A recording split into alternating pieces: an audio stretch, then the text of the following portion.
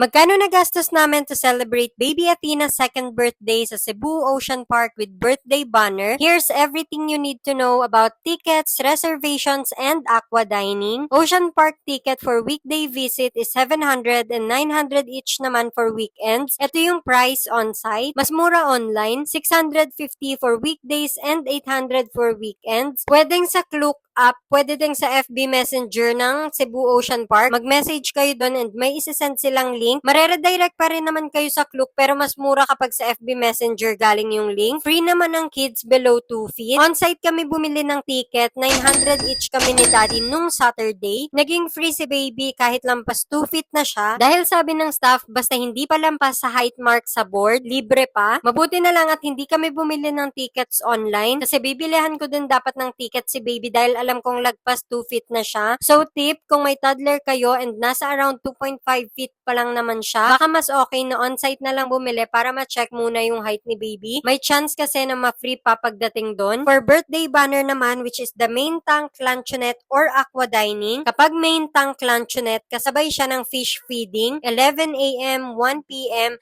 at 3 p.m. Dapat makapagpa-reserve kayo at least 1 hour before the feeding time at sabihin na may happy birthday or happy anniversary banner para alam ng diver kung saan kayo nakapwesto. Kailangan din umorder ng food. Free ang seat sa may tank basta may reservation at may single receipt na 2,000 pesos. Pwedeng kasama na yung cake doon. Pinili namin is 3 p.m. para kay baby Athena pero 1 p.m. pa lang nasa main tank gallery na kami kaya naka 2 fish feeding shows kami. Umorder na kami ng lunch at hindi muna kami nagpa-bill para maisama sa 3 p.m. order. Pwede yon. Kaya lunch plus merienda na yung 2,000 required receipt. Total food namin is 2,050 pesos. Kasama na yung dalawang cakes. Busog na busog kami and may takeout pa. Cake, spaghetti, and chicken. Malalaki yung serving at masarap lalo na yung spaghetti at cake. Nagbayad lang kami ng 40 pesos para sa takeout box. May ilang main course na unavailable ng visit namin. Example, yung Cebu style pork humba. Gusto ko sanang matry yan. So for aqua dining naman, ito yung 6 p.m. to 10 p.m. Required mag-avail ng 4 course,